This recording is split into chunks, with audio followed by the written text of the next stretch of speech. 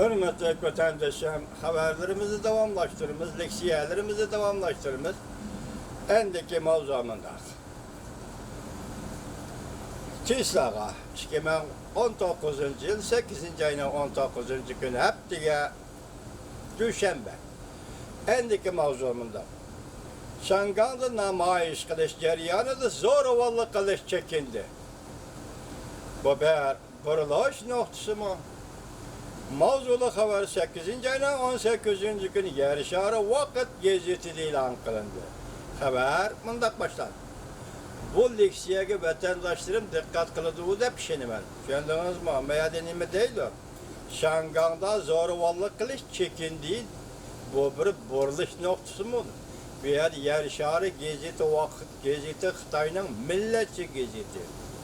Yoki bundoq aytganda xalqqa gazetisining rimri-riboni qanoti ostidagi gazet bo'lsa-mu amaliyotda bu Markaziy komitet Jungo Markaziy komitetining yer osti gazeti desangiz bo'ladi. O'zi yiroq turib, lekin Markaziy komitetning fikrini qo'ydigan gazet desangiz bo'ladi.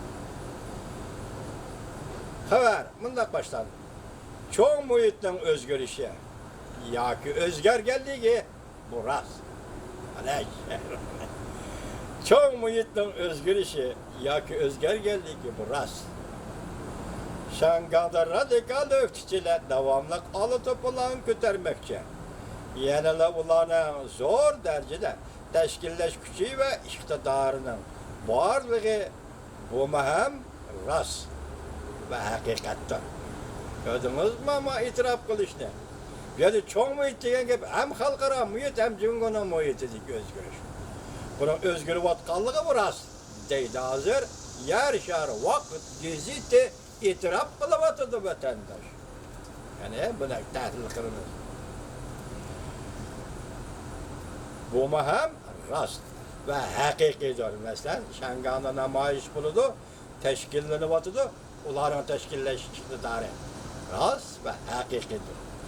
Aldığımızdaki işkiyaptı bu intihai mühim ve halkılık yaptıdır. Ben bu şu noktanı esiniz salay vatandaş, hazırlık gördüm, Hıpin Efendi üzden torbiyeti şundak dedi, Amerika Koşmuş Ştatlarının iktisat meselesi Larry Kudlow aldığımızdaki bir hafta intihai mühim hafta dedi.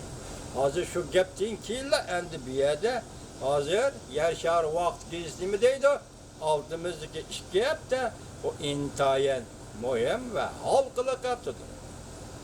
Şangay öktüçüleri yani Hong Kong'da öktüçüler yakşembe günü Victoria Bağçısı'na yığılıp namayiş kıldı.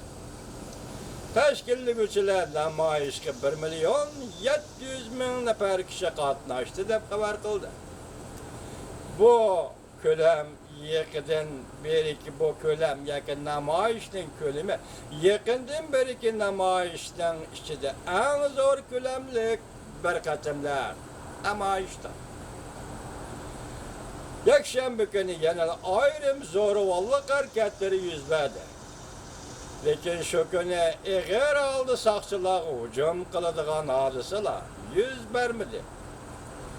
Bu bir neçe haftadan beri ki namayişlerde oturuğa çıkan zoravallıktan çekingenliğini göstermedi.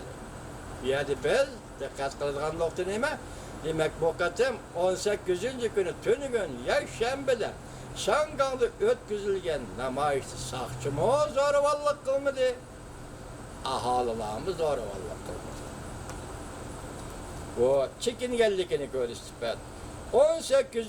günü ötküzülgen namayişte nemiş ki zoravallık çekindi? Bu bir vaziyetinin buruluş noktası mı? Tahlilçiler ihtiyatçılık bilen tahlil kıldı. Asallıkça ümit var, bulup ketmedi. İhtiyatçılık bilen tahlil kılıvatı tahlilçiler. Biz bundak hesaplayımız. Şangay vaziyetinin umumi muhitida özgürüş paydo bo'ldi. Shanba kuni vatanparvar Şangayliklar Tiananmen Tianma bog'chisida zo'ravonlikqa qarshi turib, Şangangni qutqizib qolayli şuar ostida yig'ilish o'tkazdi. Yana boshqa dangliq arboblar sado qaytirib, vatanni suyish, Şangangni suyishga chaqiriq qildi. Bular endi Jungo tarafdan qilayotgan ishimi? Shunga diqqat qiling, bu ishlar burun yuz bergan emas. Hozir Şangang yuz beryapti. Bular ham ma'lum ta'sir ko'rsatdi.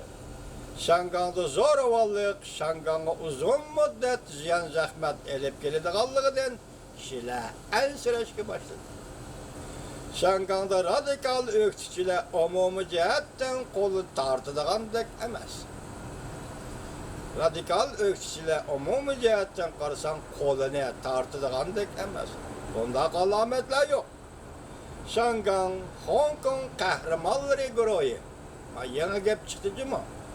Şangang, Hong Kong qahramonlari guruhi. Odam soni oz bo'lsa-mu, lekin qaysarligi intayin kuchli. Nihoyatda tarsa bir kuch edi.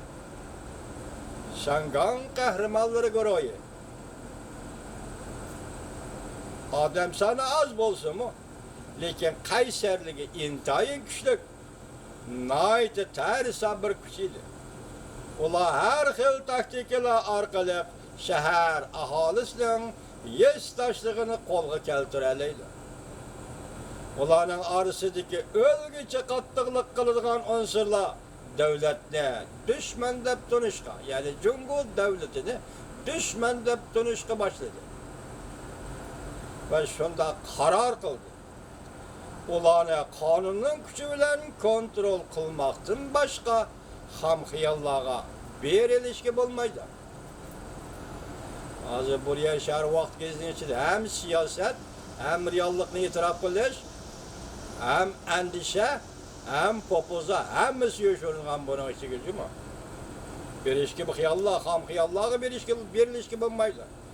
Yakshanba kuni namoyishdan zo'ravonlikdan chekinganligi Şangangda eng radikal bir qism kishilarning vaziyatning basimi ostida qo'llangan taktiklik tartibga selishi deyishga bo'ladi.